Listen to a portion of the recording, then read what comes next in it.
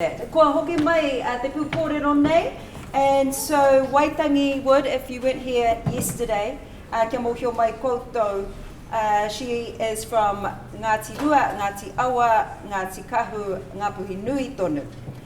She is renowned for working tirelessly to improve the health of our ngahere, uplift our Māori and empower mana whenua I te tuatahi.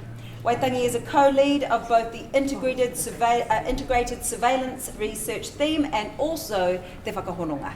Tēnei tātou e whakanui anō nei I tēnei wahine toa Waitangi would. Tēnā, mōrere.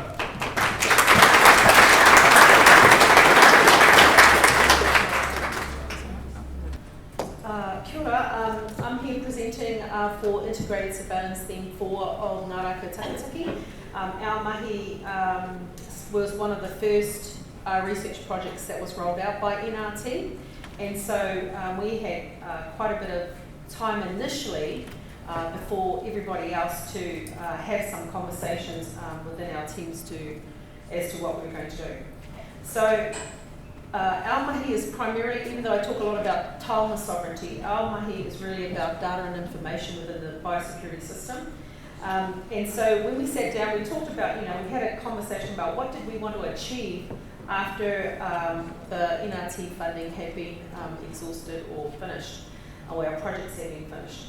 And we wanted to make sure that Māori sovereignty and data sovereignty was part of the conversation, but we also wanted to ensure that that there was cultural license recognised or introduced in the conversation around how data is collected, curated, used, purpose, etc.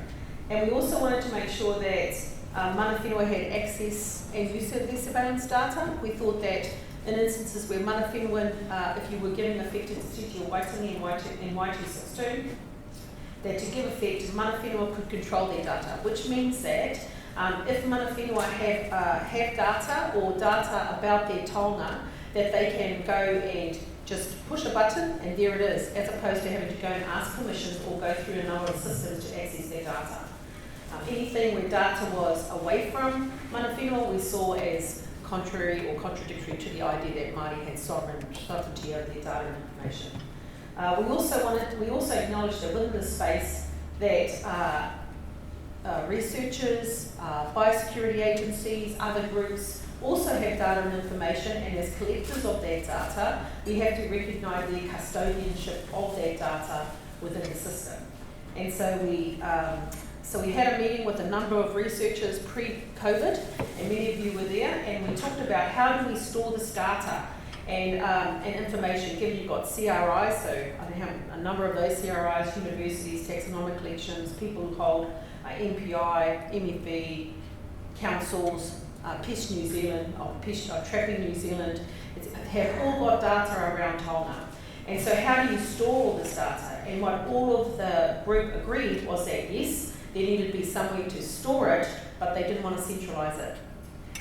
Even though there were a lot of conversations about hubs, everyone was okay to get other people's data, to open source other people's data, but there was a hesitancy to actually give their data, make their data available.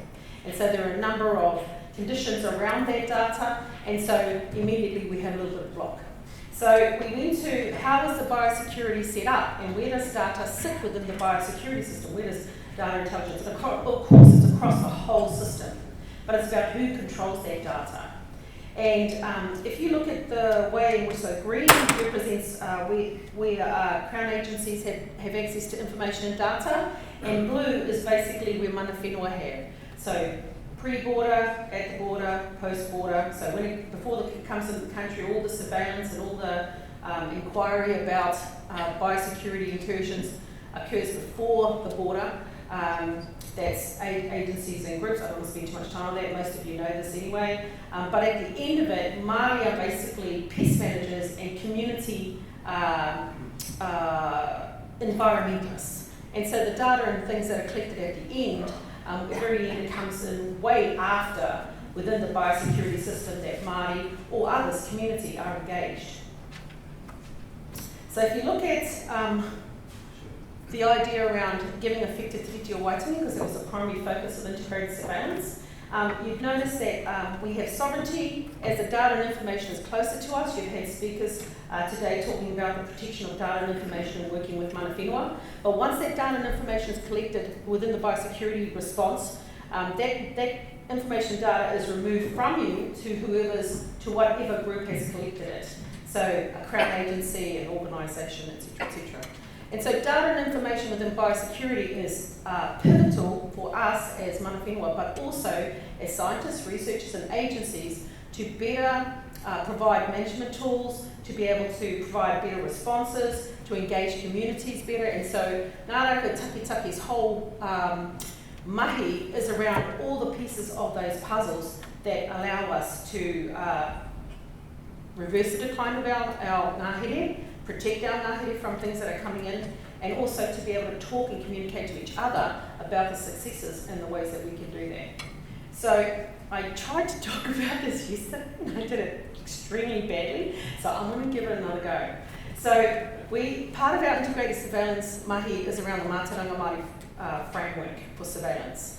And the reason we developed this framework was because we realised that there were science researchers and agencies in the space, and they are intimate with the ngangara.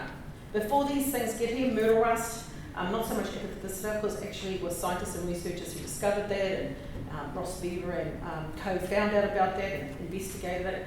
But mainly with biosecurity incursions, they're coming from overseas, and MPI has a list of, 100 and something that are, serious threats to New Zealand.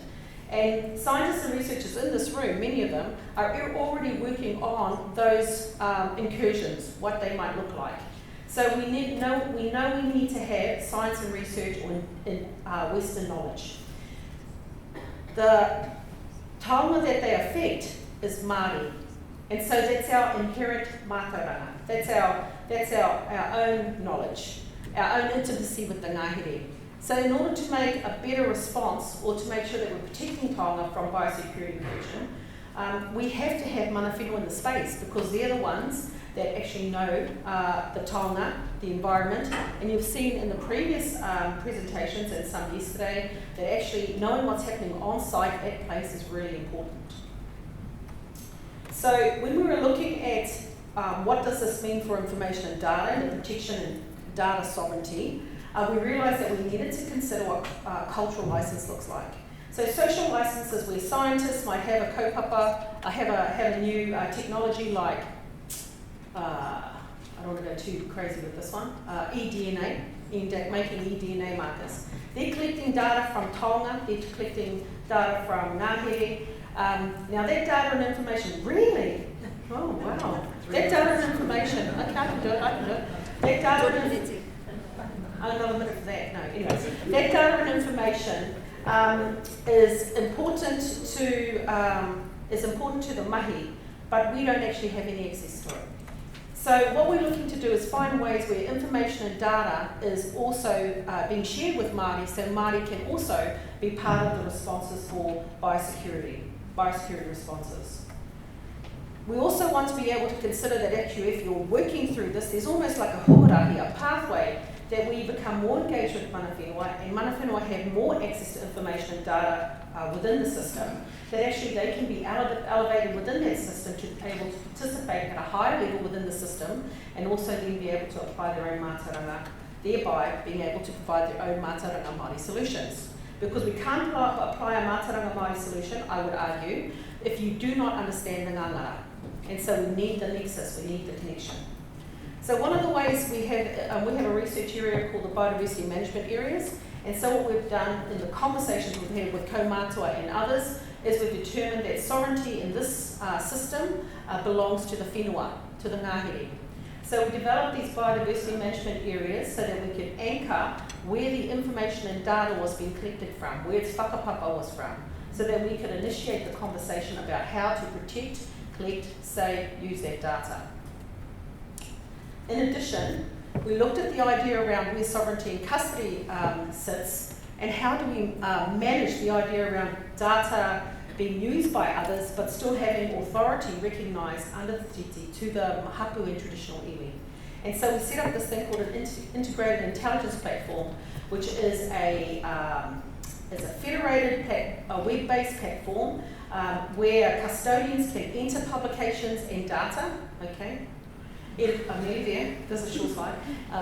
Information and data, and then they can, and then mana whenua, it's mirrored directly to mana whenua. So sovereign authority has information and data, the biodiversity management areas where they have their mātauranga, a custodian, which might be an agency or group, comes in, collects that data, they collect that data on an agreement, it goes back to their agency, some people have already seen this, and it's held within their institute and organisation. Ordinarily, that's where it stays. With the integrated intelligence platform using a biodiversity management area reference, that data now can go through this platform and be mirrored and copied back to a cloud-based storage system which belongs to the biodiversity management area, which is the whenua. So we address cultural license, sovereignty of the data and information. This is our integrated, this is how it all comes together. There's a Mātauranga Māori research framework, the mahi around our surveillance systems, which Cecilia Arienti or Latham will talk about after this, and the mahi that we're doing with the biodiversity management area in our proof of framework. This is what the work does. It provides a sophisticated solution to create, protect and share and use data across multiple digital platforms. It provides accessibility and data and information solutions for scientists, agencies, mana whenua, kaitiaki and rangatira, and those who are making decisions, which are really important. It makes a distinction between data custody and data sovereignty, and a mechanism to recognise the least requirement of cultural licence, which is knowing where those taonga and where the information data's whakapapa comes from, and it elevates mana whenua and the whenua into the system, the biosecurity system and the research system, influencing and informing decisions about what is about us without us, and changes these systems, creates systemic change. Kia ora.